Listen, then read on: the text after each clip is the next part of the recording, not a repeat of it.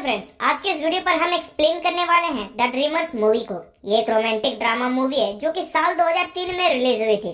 इस मूवी की स्टोरी में भाई बहन और एक दोस्त का अजीब सा रिश्ता दिखाया जाता है। तो चलिए बिना समय गवाए इस मूवी के एक्सप्लेनेशन को स्टार्ट करते हैं। मूवी के स्टार्ट होते ही हमें मैथ्यू नाम की एक लड़की को दिखाया जाता है। मैथ्यू अमेरिका का रहने वाला होता है, पर वो पेरिस पढ़ने के लिए आया होता है। मैथ्यू को मूवी में काफी ज्यादा इंटरेस्ट होता है और उसे मूवी की बहुत ज्यादा नॉलेज भी होती है। मूवी का प्लॉट 1968 में सेट है, जिस वक्त पेरिस में स्टूडेंट प्रोटेस्ट चल रही थी। मैथ्यू भी इस प्रोटेस्ट में हिस्सा लेता है और यहाँ उसकी मुलाकात इसाबेल नाम की एक लड़की से होती है। इसाबेल और मैथ्यू बात करते हैं। फिर मैथ्यू इसाबेल को बताता है कि मैं पेरिस में नया हूँ और मेरे पेरिस में कोई भी दोस्त नहीं है। ये सुनकर इसाबेल मैथ्यू को अपने ट्विन भाई थियो से इंट्रोड्यूस करवाती है। थियो और इसाबेल दोनों को मूवी में काफी ज्यादा इंटरेस्ट होता है और इसी वजह से तीनों में अच्छी दोस्ती भी हो जाती है। तभी प्रोटेस्ट के दौरान पुलिस वायलेंस स्टार्ट कर देते हैं। फिर तीनों वहां से भाग जाते हैं।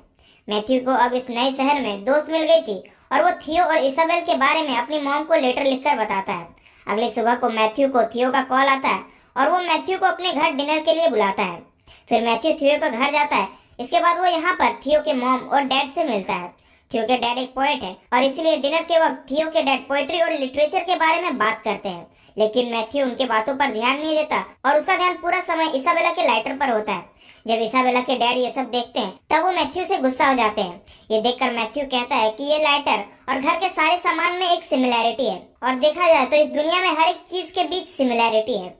मैथ्यू के इतनी गहरी बातों को सुनकर इसाबेला के डैड उससे बहुत ज्यादा इम्प्रेस हो जाते हैं। डिनर के बाद इसाबेला के मॉम और डैड वहां से जाने लगते हैं। दरअसल इसाबेल के डैड एक पोएट है, इसी वजह से उन्हें काम के सिलसिलों में अक्सर ट्रेवल करनी पड़ती है और वो घर में बहुत कम रहते हैं। जाने से पहले वो लोग इसाबेल और थियो के लिए एक चेक छोड़कर जाते हैं ताकि वो लोग अपना खर्चा उठा सके। इसके बाद रात को इसाबेल मैथ्यू को किस करके उसे वहीं पर रुकने को कहती है। मैथ्यू भी इस बात को मान जाता है और वो रात को इसाबेल के घर में ही सोता है। आधी रात को जब मैथ्यू उठकर बाथरूम जाता है तब वो इसाबेल के रूम में झांक कर देखता है कि इसाबेल और उसका भाई थियो दोनों साथ न्यूड सोए हुए हैं। ये देखकर मैथ्यू को बहुत अजीब लगता है और फिर वो अपने रूम में जाकर सो जाता है। अगली सुबह इसाबेल मैथ्यू के रूम में आती है और फिर वो उसके आंख को लिक करके उसे उठाती है। मैथ्यू अंडरवेयर में था, इसलिए वो बहुत शर्मा जाता है। इसके बाद इसाबेल उसे उठने को कहती है और वहाँ से चली जाती है। फिर जब मैथ्यू बाथरूम में ब्रश कर रहा होता है तब वहाँ पर इसाबेल आती है। इसके थोड़ी देर बाद थियो भी वहाँ पर आता है और सबके सामने न्यूड होकर नहाने लगता है। ये देखकर मैथ्यू को काफी ज्यादा अजीब लगता है और वो ऑकवर्ड फील करता है। इसके बाद थियो और इसाबेल मैथ्यू को कहते हैं कि हमारे पेरेंट्स ट्रिप से काफी दिन बाद आएंगे और अगर तुम चाहो तो हमारे साथ ही रह सकते हो। मैथ्यू भी इस ऑफर को एक्सेप्ट कर लेता है और फिर तीनों साथ रहने लगते हैं। तीनों के मूवी के इंटरेस्ट की वजह से तीनों के बीच अच्छी दोस्ती भी हो जाती है। फिर तीनों एक गेम खेलते हैं। इस गेम में किसी एक को मूवी का एक सीन करना होता है और अगर कोई दूसरा इस मूवी के नाम को गेस नहीं कर पाता है तो उसे एक डेयर करनी पड़ती है। फिर इसाबेल एक मूवी के सीन को करती है, लेकिन थियो मूवी का नाम गेस नहीं कर पाता, इसलिए इसाबेल उसे डेयर देती है कि उसे एक फोटो के सामने मास्टरबेट करनी पड़ेगी। थियो भी बिना एम्बेरस हुए अपने डेयर को कंप्लीट करता है। मैथ्यू को भी इस बार काफी ज्यादा अजीब फील होता है और फिर कुछ दिन बाद वो थियो से इसके बारे में पूछता है कि तुम ऐसी हरकतें अपनी बहन के सामने कैसे कर लेते हो। तो इस बात पर थियो कहता है कि हम दोनों साथ ही पैदा हुए थे और बचपन से ही हम दोनों साथ हैं और हमारे सोल एक दूसरे से कनेक्टेड है, इसलिए हमें ऐसा करने में कुछ भी गलत नहीं लगता। इसके बाद घर में फिर से तीनों वो गेम खेलते हैं और फिर थियो एक मूवी के सीन को करता है, लेकिन इसाबेल और मैथ्यू दोनों में से कोई भी मूवी के नाम को गेस नहीं कर पाता। इसके बाद थियो उन दोनों को डेयर देता है कि उन दोनों को उसके सामने इंटीमेट होना पड़ेगा। ये सुनकर इसाबेल मान जाती है और अपने कपड़े उतारने लगती है।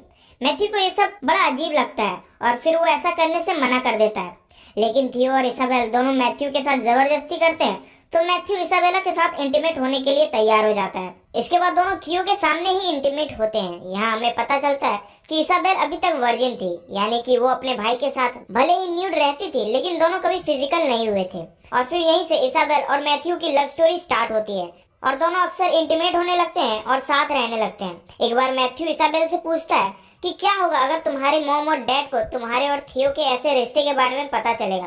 तो इसाबेल कहती है कि ऐसा कभी नहीं होगा और अगर ऐसा कभी होगा भी तो मैं सुसाइड कर लूंगी। काफी दिनों तक ऐसा ही चलता है और फिर एक बार उन तीनों के सारे पैसे खत्म हो जाते हैं। दरअसल तीनों काफी रॉयल लाइफ जीते थे, इसी वजह से उनके काफी ज्यादा खर्चे थे। हालत इतनी खराब हो जाती है कि वो खाना भी अफोर्ड नहीं कर पाते। इसके बाद तीनों घर चलाने के लिए जॉब करने का फैसला लेते हैं। इसके बाद एक बार जब थियो और मैथ्यू टब में नहा रहे होते हैं तब बातों ही बातों में दोनों के बीच बहस स्टार्ट हो जाती है। फिर इसाबेल आकर उन दोनों को शांत करवाती है और फिर तीनों साथ में टब में नहाने लगते हैं। इस दौरान इसाबेल मैथ्यू से कहती है कि अगर तुम हम दोनों से प्यार करते हो तो तुम्हें अपने प्यूबिक हेयर को काट कर इसे साबित करना होगा।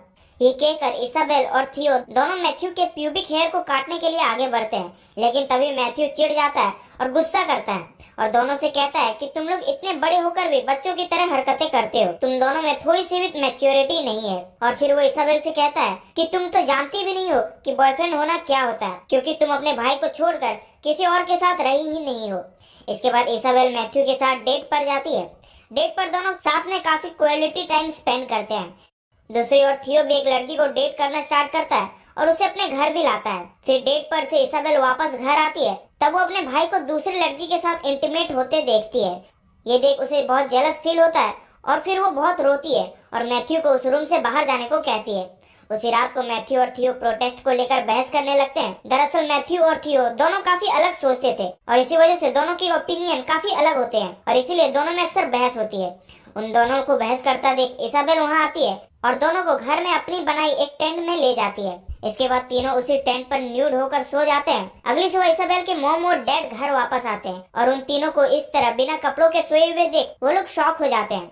इसके बाद वो लोग बिना कुछ कहे चुपचाप एक चेक उस घर में छोड़ते हैं और बिना किसी को उठाए वहां से चले जाते हैं। इसके बाद जब इसाबेल उठकर उस चेक को देखती है तब वो समझ जाती है कि उसके मॉम और डैड यहाँ आए थे और उन्होंने सब देख लिया है और इसीलिए इसाबेल सुसाइड करने का फैसला लेती है और फिर वो पूरे घर में गैस सिलेंडर से गैस फैला देती है। तभी बाहर प्रोटेस्ट करने वाले लोग पुलिस पर वायलेंस स्टार्ट कर देते हैं। फिर एक पत्थर उनके घर में आकर लगती है जिससे थियो और मैथ्यू दोनों जग जाते हैं। इसके बाद तीनों प्रोटेस्ट में शामिल हो जाते हैं। इधर प्रोटेस्टर पुलिस पर बॉम्ब फेंकने का फैसला लेते हैं। इसाबेल और थियो दोनों भी इसमें उन प्रोटेस्टर्स का साथ देने का सोचते हैं। फिर मैथ्यू उन दोनों को बहुत समझाता है कि वो लोग ऐसा ना करें, लेकिन दोनों नहीं सुनते। मैथ्यू वायलेंस नहीं करना चाहता था और इसीलिए वो वहां से चला जाता है। तभी पुलिस का सब्र का बांध टूट जाता है और वो लोग प्रोटेस्टर पर लाठी चार्ज कर देते हैं और फिर यहीं पर मूवी एंड हो जाती है। तो अगर आपको